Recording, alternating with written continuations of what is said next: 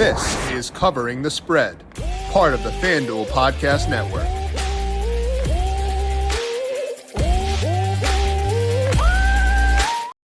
We have got some tasty games on the Week 3 college football slate, highlighted by Georgia taking on Tennessee, but also Texas A&M trying to get revenge on Notre Dame on Saturday night. Lot to break down for today. And to do so, we got BenScottStevens of VSiN on to break down his thoughts on what he sees across Week 3 and his favorite bets for this week at FanDuel Sportsbook. Welcome on into Covering the Spread, a FanDuel Research podcast. My name is JimSannes. I am a managing editor of FanDuel Research, joined here as mentioned by BenScottStevens. Check him out on Twitter at BenScottStevens. Find his work on VSiN, but also the Big Ten Breakdown on the I-80 Club on YouTube as well. Big Ten Ben is back in the house with all 18 pennants behind him for the Big Ten. Ben, it is a delight to have you back in the mix. How you doing today? Jim, I'm doing very, very well. Thank you for having me. The home studio has been set up, and no home studio is truly complete without all 18 Big Ten pennants arranged right now, as you can see, based on the Cleveland.com preseason media poll. We will update and shift and move around these pennants as we get deeper into the season. By week 6, at least according to my accounting, all Big Ten teams will have played multiple conference games. So that's when we'll start to move them. We'll move them probably on a bi-weekly basis or twice every 2 weeks, whatever the terminology is that I need there. But we'll have it set up. It will reflect the standings. It will reflect the race for a spot in Indianapolis in that Big Ten title game. I love this. Yeah. I think that's more incentive for me to watch the YouTube show and check out your stuff on VSiN if I can just watch the pennants, honestly. Sure. And I do feel, though, Ben, I have to apologize because I had you on the week before we get this crazy fun match between Illinois and Indiana. And I feel like I'm going to have a guy who goes by Big Ten Ben on the show. I messed up in not doing it next week instead so we could talk such a glorious, weird, important Week 4 game next week. Don't worry, Jim. I will have all the information that is necessary for IU and Illinois as we get ready for the game next week on Twitter. I have already researched everything we need to know about how consequential next Saturday evening could be in Bloomington. Perhaps the biggest game The Rock has ever hosted for Indiana football. In fact, Jim, it is certainly on track. Knock on wood, wherever you have it right now, that there are no unforeseen slip-ups this week, and there shouldn't be, as Illinois plays Western Michigan and IU plays on Friday night. The FCS foe, albeit in-state, Indiana State, we should be good.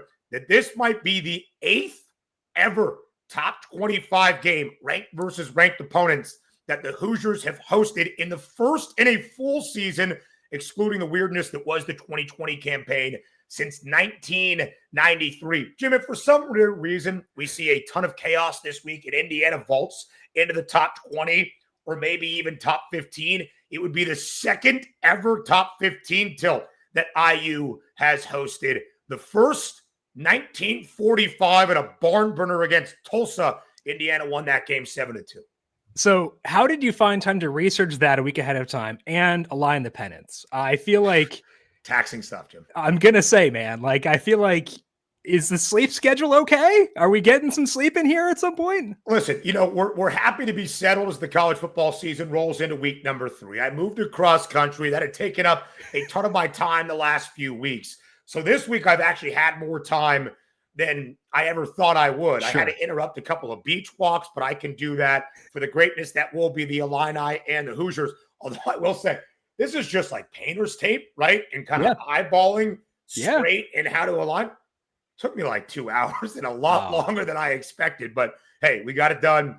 I think it looks pretty good for what it's worth. And honestly, with pennants, you can't use like the bubble measure thing because it's like they're crooked anyway. Yeah. So we're just eyeballing it and see what happens. We're going to eyeball and see what happens for week 3 too. We're going to see what we see across the biggest games in week 3, including that Georgia-Tennessee tilt, USF-Miami, weirdly fun game after what happened last week, and Texas A&M Notre Dame getting Ben's best bets of week number 3. But first, a reminder to make sure you're subscribed to Covering the Spread wherever you get your podcast. 5 shows per week. I already broke down my thought on all 16 NFL games for week number 2. That is up on the YouTube page right now. And the Covering the Spread podcast feed tomorrow. Riley Thomas joins me to break down his thoughts on the biggest games across NFL week 2. Friday, talking player props with Aiden Cotter as well. That's in the Covering the Spread Spread podcast feed, but also the FanDuel Football Betting YouTube page. FanDuel Football Betting YouTube page, leave us a thumbs up if you're watching there, but also subscribe because we got, again, 6 shows per week there at the DFS show on Thursdays as well, covering the spread wherever you get your podcasts. FanDuel's getting you ready for kickoff with an offer you don't want to miss. New customers can bet just $5 and get $300 in bonus bets if you win. That's right. Pick a bet $5, and if it wins, you'll unlock $300 in bonus bets to use across the app. You can build parlays, bet player props, ride the live lines, whatever your style, FanDuel has you covered. The NFL season is finally here. The only question is, are you ready to play? Must be 21 plus and present in select states. For Kansas, in affiliation with Kansas Star Casino, or 18 plus and present in DC, Kentucky, or Wyoming. First online real money wager, only $5 first deposit required. Bonus issued as non-withdrawable bonus bets, which expires 7 days after receipt. Restrictions apply. See terms at sportsbook.fanduel.com. Gambling problem? Call 1-800-GAMBLER. Or visit FanDuel.com/RG. Call 1-888-789-7777 or visit ccpg.org/Chat in Connecticut. Visit MD Gambling Help.org in Maryland. Hope is here. Visit Gambling Helpline MA.org or call 800-327-5050 for 24/7 support in Massachusetts, or call 1-877-8-HOPE-NY or text HOPE-NY in New York. Now, Ben, we talk a lot about not overreacting to early season data, but I want to talk to you about the flip side of that. What are the early season surprises you are actually buying into as being legit as we enter week number 3? So, Jim, there's 2 teams that I don't think are necessarily surprises, but I think have matched the expectation where it doesn't feel overly reactionary to start believing these teams have a very high ceiling, or maybe getting to those high heights that some of the preseason projections thought would be possible. First, for me, it's this team. Yeah, that right there.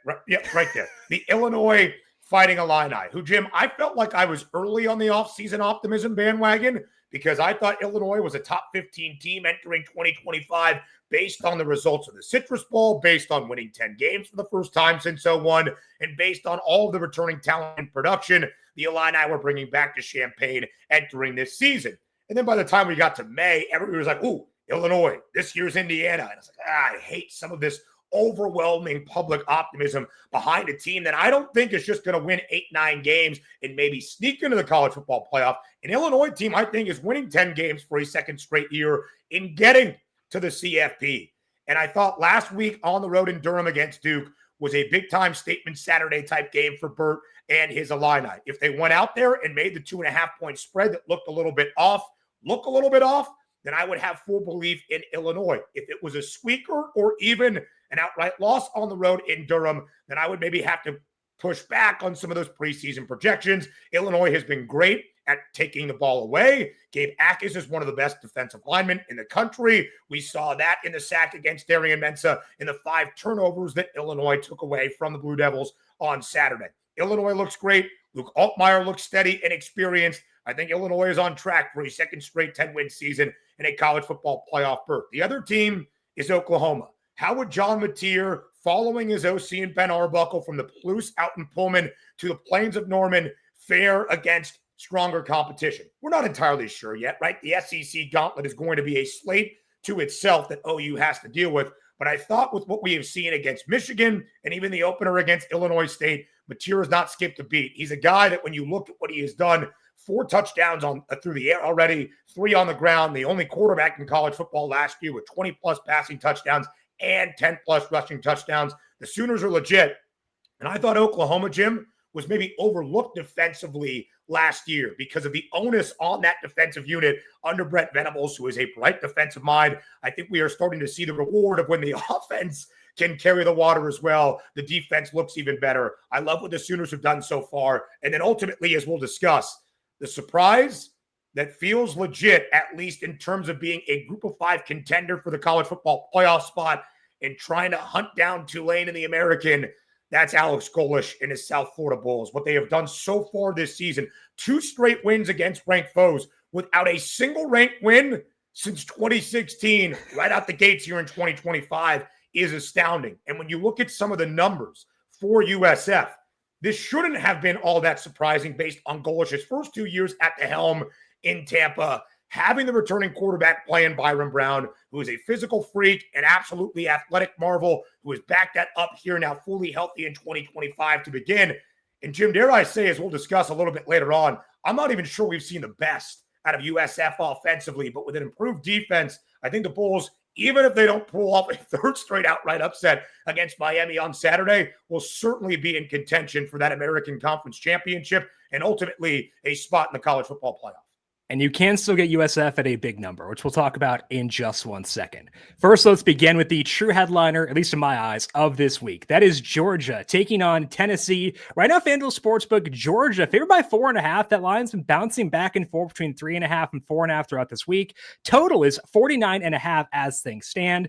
Road favorite here for Georgia. Tennessee team looking pretty decent despite the offseason turmoil, the quarterback position for them. How do you see this one playing out? Yeah, Jim, it's a really interesting, fascinating trend that we have seen develop early on here to the first 3 weekends of college football. Of course, week 0, week 1, and week number 2. Fading the 3+ point move in terms of maybe market overreaction to what we have seen or just how we handicap any individual game. If you are fading that 3-point move, you are hitting at a 59% clip. As we understand, that's a pretty successful ratio. As you see there, still a majority of some of the handle and spots is on Georgia. And yet this line opened up at 7.5 and then 6.5 late on Sunday.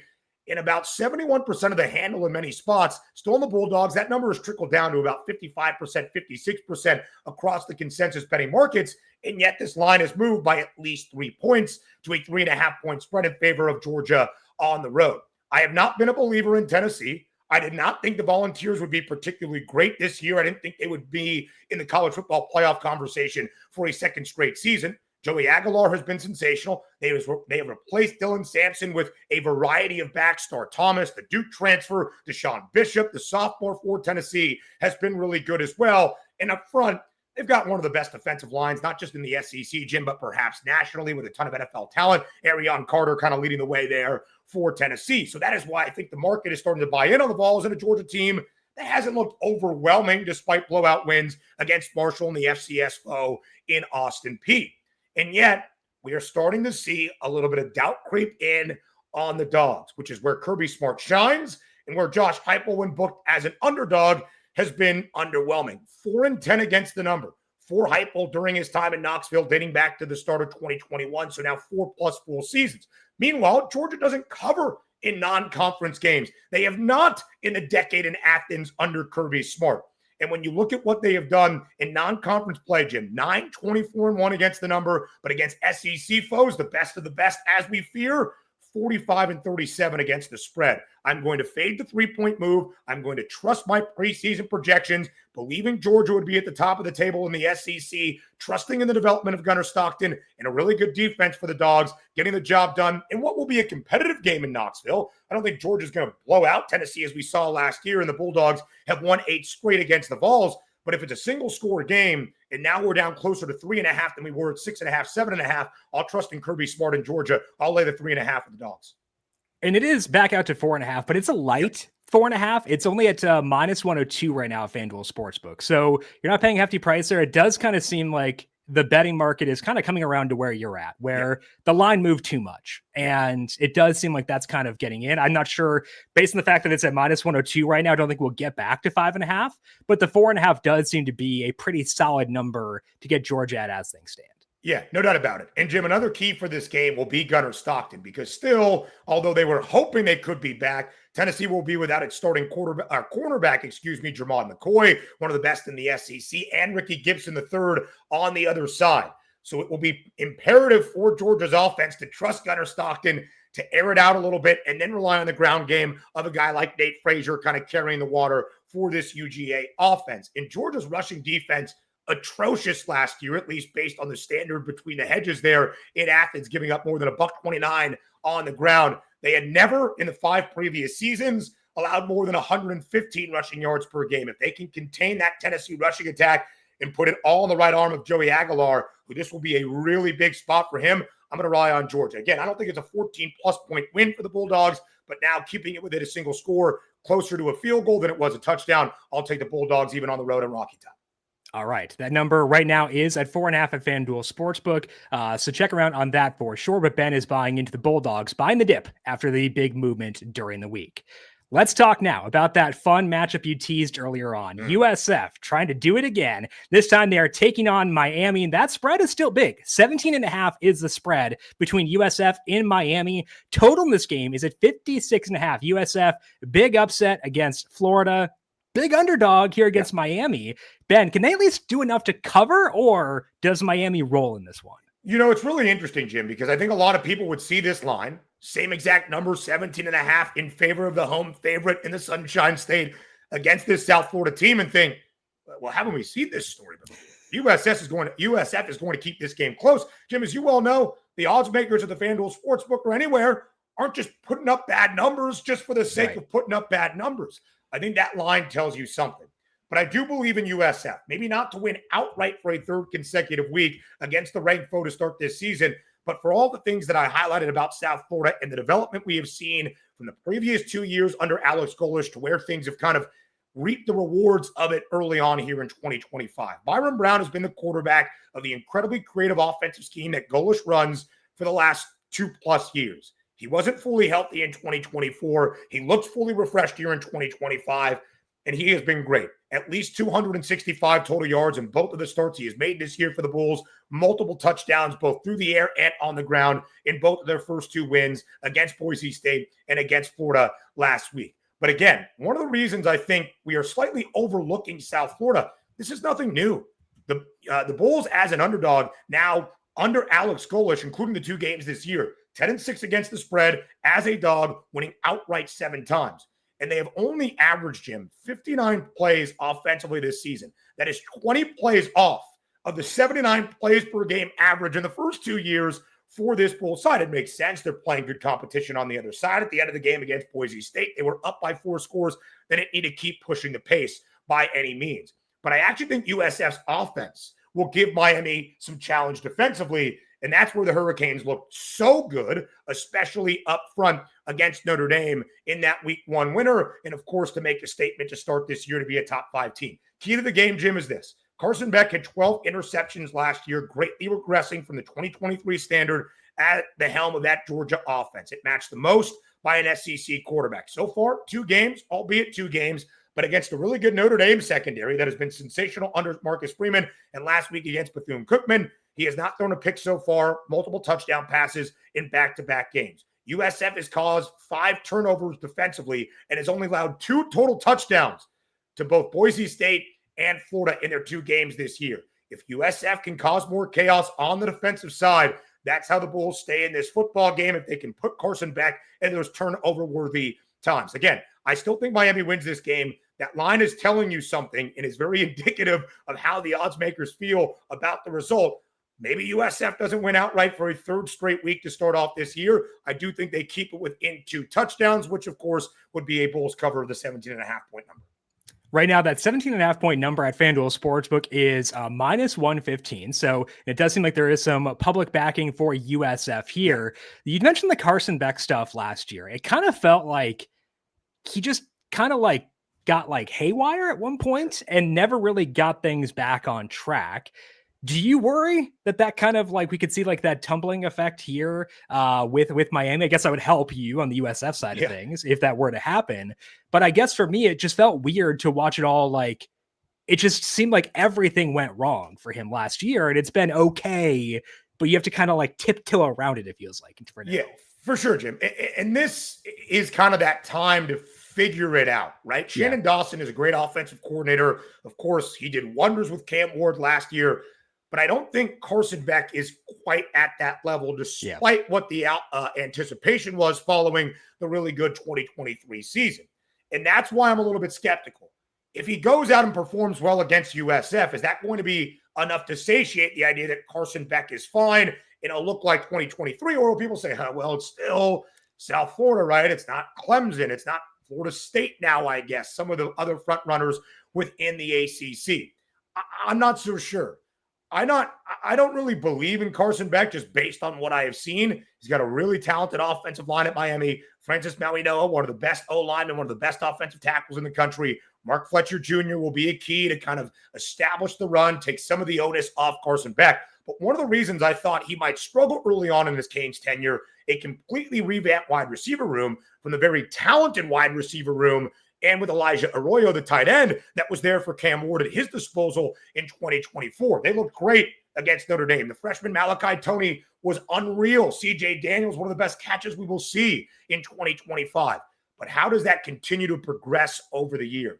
I'm still a little bit skeptical, but if Carson Beck at least plays clean football, even if he's not throwing for 250, 275, 300 plus, Jim, against South Florida on Saturday, that will be a really good sign. Miami is going to be in contention for that ACC crown and a college football playoff spot this season.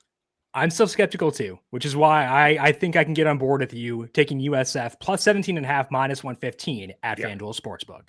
Let's talk about the Saturday night game, which should be a fun one. That is Texas A&M taking on Notre Dame. Little rematch, what we saw early on last year, where of course Notre Dame did get the win in College Station. For the rematch, Notre Dame favored by 6.5, and the total in this game is at 49.5. Again, Notre Dame got the win last year, coming off a loss to that Miami team we just discussed in the opener. So, Ben, can Texas A&M get revenge up in South Bend on Saturday?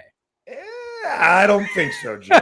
I'm going to back Notre Dame here, laying 6.5, winning by at least a touchdown under the watchful eye of Touchdown Jesus. What is so fascinating about Notre Dame, they are the number 8 team in the country, and they do not have a single win through 3 weekends of college football in 2025, which was pointed out. I was like, wait, Notre Dame didn't play week 2? Notre Dame did not play week 2. The Irish are winless and yet a top 10 team in the country. The key for me, Jim, is simply this. We saw Notre Dame instill its will on A&M last year in College Station. Both Riley Leonard looking incredibly mobile, and it was the first breakout game of many matchups for Jeremiah Love in 2024. But against that Miami team we just highlighted that has 15 TFL so far this year, and with Ruben Bain and Mesidor on the outside, they have done incredible jobs getting after the quarterback, putting pressure in the backfield. Notre Dame only ran for 93 yards against Miami, 3.3 yards per carry. Jeremiah Love, notably absent, 10 attempts, Jim, for just 33 yards. That cannot happen against a team at A&M that is really sound under Mike Elko. But I think when you start to dive into some of the numbers, a little bit concerning to start this year. A&M allowed 203 yards on the ground against in-state foe and UTSA in the opener. A&M is not covered as a hefty favorite in both of its first 2 games this year. One possession game against the Roadrunners in the second half, tight early on against Utah State in week number 2. And Robert Henry Jr., the running back for UTSA, who is the nation's leader right now, 16 carries, 177 yards, Jim, and 2 rushing scores against that Aggies front week number 1. Again, that is the key. Jeremiah Love has to be great in this game. I think the prop is around 74.5, 75.5, if I'm not mistaken. Let me check here what you're putting up. 77.5 now. 77.5, so maybe a little bit on the rise there from where I saw it earlier in the week. I was breaking down this game on Monday night. That has to go through. And if Jeremiah Love does go through that number, I like Notre Dame to control the pace, to control the flow of this game, and to win by at least a touchdown at home.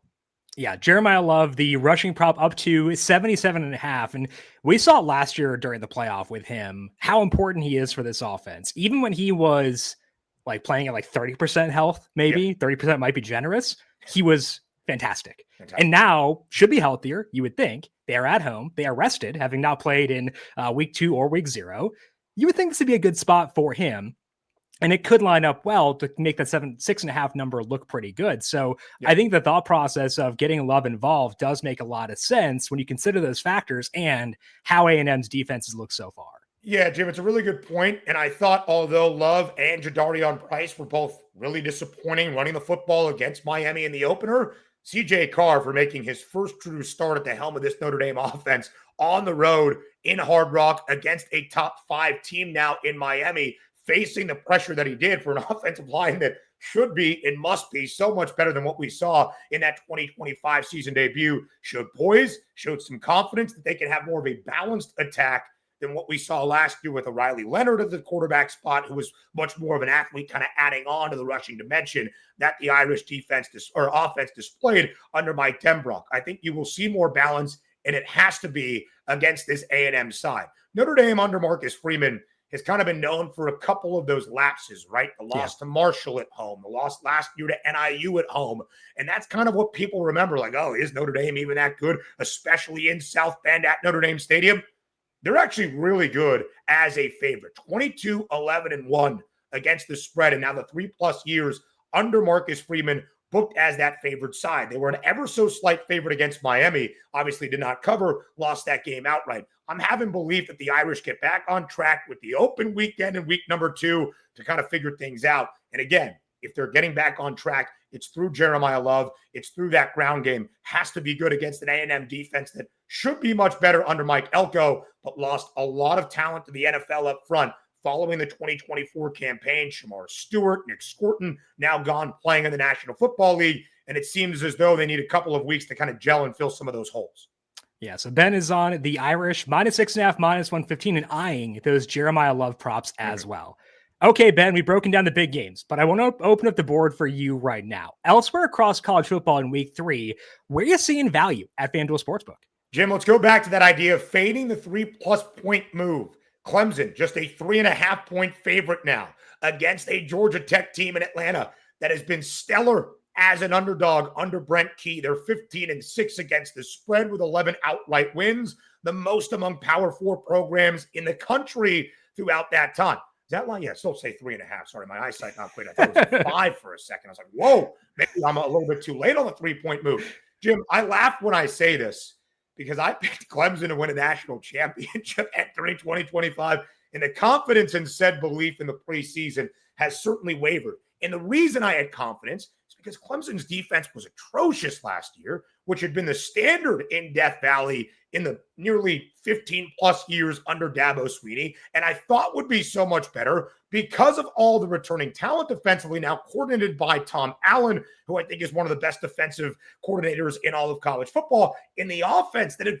finally figured things out, Cade Klubnik was the guy that we thought, Garrett Riley, the younger brother of Lincoln, something in the family for how they design offensive schemes, and they have been atrocious so far this year. But Jim, if I'm going to believe that Clemson at all is an ACC frontrunner and still a college football playoff, let alone national championship contender, they have to win this game, even if by a touchdown against the Bees on Saturday. If they don't, I'm ripping up the national championship ticket right now that has already lost any of the value that I had being on Clemson earlier in the offseason than most. And it has to be Cade Klubnik, who has thrown a pick against both LSU and Troy. Jim, last year, never had back-to-back games throwing an interception. Needs to be clean. The ground game actually looks okay. And we'll see if they get Antonio Williams back to kind of join Wesco there to make that receiving core that we thought would be stellar this year for the Tigers be exactly that. I'm still having belief in Clemson. Also have belief in Georgia Tech. Have the over of their win total of 7.5. I think the Yellow Jackets might see Clemson again in an ACC championship game, despite how great Miami has looked this year. But Clemson has to win this game by at least a touchdown. And now you're getting the benefit of fading that 3+ point move, again, hitting at a 59% clip early on here throughout the college football season. Well, Georgia Tech 2-0, so you still got hope to get that over if they do lose this game. And Ben is backing the Clemson Tigers -3.5, -105 at FanDuel Sportsbook. That is all that we have here for today on covering the spread. Big thank you once again to you, Ben, for swinging by, joining us for today, setting up the fantastic backdrop for us as well, and dropping all the knowledge there. Check out Ben on VSiN. Check him out on the Big Ten Breakdown on the I-80 Club YouTube as well. Ben, appreciate the time. Good luck to you this week, and enjoy next week ahead of time the Illinois-Indiana game as well. Come on, Jim. Absolutely. One final bet just for you in your home state. Minnesota money line on the road in Berkeley against Cal on Saturday night. And I hope everybody is staying up through the wee hours at 10:30 p.m. Eastern time to kick between the Golden Gophers and the Golden Bears. Really believe in this Gophers team this year, Jim. Thanks for having me once again. I already bet Minnesota, and I'm terrified because the Cal quarterback situation is very fun, and that is terrifying to me for sure. Check out Ben on Twitter at BenScottStevens as well. I am on Twitter and Blue Sky at JimSannes. Check out FanDuel Research on Twitter as well at FanDuel Research. Big thank you to our YouTube producer, Justin Lane, for his work on the video side of things. Thank you, Justin, as always. And thank you to everyone for tuning in. Good luck to you with your Week 3 college football bets. Back again tomorrow to break down NFL Week number 2. This has been Covering the Spread, a FanDuel Research podcast.